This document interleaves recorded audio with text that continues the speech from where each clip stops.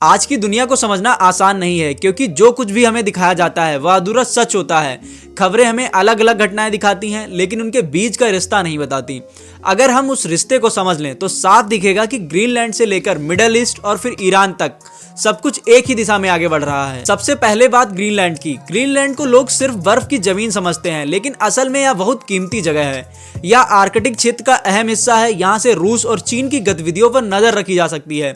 आने वाले समय में समुद्री रास्ते भी यहीं से निकलेंगे, इसीलिए अमेरिका की नज़र ग्रीनलैंड पर है। डोनाल्ड ट्रंप इसी वजह से इसे लेकर बार बार बयान देते रहते हैं।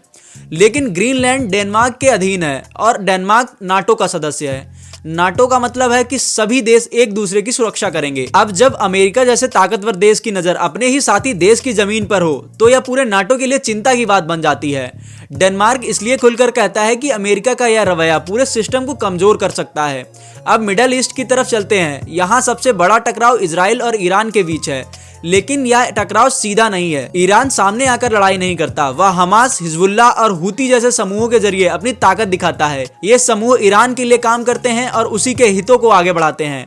इजराइल इस बात को अच्छी तरह समझता है, इसलिए वह ईरान पर सीधे हमला करने के बजाय इन समूहों पर हमला करता है। इससे ईरान की ताकत धीरे धीरे कम हो जाती है। यही वजह है कि लेबनान और गाजा जैसे इलाकों पर तनाव बना रहता है।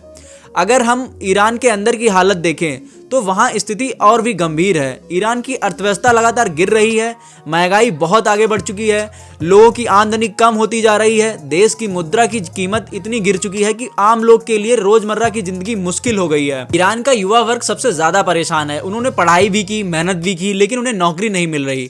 उनका भविष्य उन्हें अंधेरे में दिखाई देने लगा है। इसी निराशा और गुस्से की वजह से लोग सड़कों पर उतर आए हैं। अलग अलग शहरों में प्रदर्शन हो रहे हैं और सरकार से सवाल पूछे जा रहे हैं। और जायज भी है सवाल पूछना, क्योंकि ईरान का युवा इतनी ज्यादा मेहनत कर चुका है, उसे नौकरी नहीं मिल रही है, तो सवाल पूछना तो जायज है। सरकार इन प्रदर्शनों को सख्ती से दबाने की कोशिश कर रही है क्योंकि अमेरिका बार बार हस्तक्षेप कर रहा है और डोनाल्ड ट्रंप ने भी साफ कह दिया है कि अगर इन्हें दबाने की कोशिश हुई और जनता पर अत्याचार करने की कोशिश भी हुई तो अमेरिका प्रतिक्रिया देगा। और यही सब देखते हुए ईरान और अमेरिका के बीच तनाव और बढ़ रहा है। अब यहाँ बात समझने वाली है, यह लड़ाई सिर्फ हथियारों की नहीं, यह लड़ाई नियंत्रण की है। अमेरिका और उसके साथी साफ चाहते हैं कि ईरान कमजोर पड़ जाए और उसका असर पूरे क्षेत्र में कम हो जाए। इसके लिए बाहर से दबाव बनाया जा रहा है, अंदर की कमजोरियों को हवा दी जा रही है ताकि ईरान कमजोर पड़ जाए। इस कहानी में रूस और यूक्रेन भी जुड़े हुए हैं। रूस ईरान का समर्थन करता है और यूक्रेन के जरिए अमेरिका पर दबाव बनाता है। अमेरिका और रूस की यह टक्कर दुनिया के कई हिस्से को प्रभावित कर रही है। यही वजह है कि अलग अलग जगहों पर एक साथ तनाव बढ़ रहा है। अगर आप ध्यान से देखें तो ग्रीनलैंड, मिडिल ईस्ट, ईरान और यूक्रेन ये सब अलग मुद्दे नहीं हैं, क्योंकि ये एक ही लोगों के भड़काए हुए इलाके हैं। ये सब ताकत की एक ही लड़ाई के अलग अलग हिस्से हैं।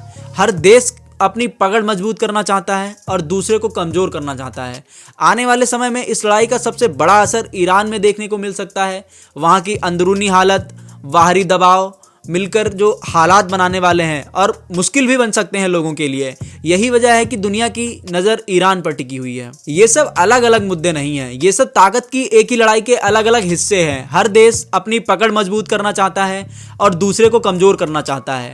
आने वाले समय में लड़ाई का सबसे बड़ा असर ईरान में देखने को मिल सकता है। वहाँ की अंदरूनी हालत और बाहरी दबाव मिलकर हालात को और मुश्किल बना सकते हैं। यही वजह है कि दुनिया की नज़र ईरान पर टिकी हुई है।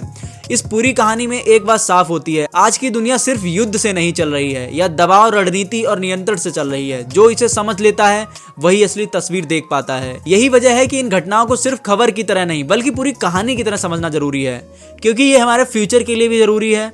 लोगों को समझना जरूरी है कि आखिर प्रॉब्लम कहाँ पर है। अगर आपको वीडियो पसंद आती है तो लाइक, सब्सक्राइब जरूर कर देना।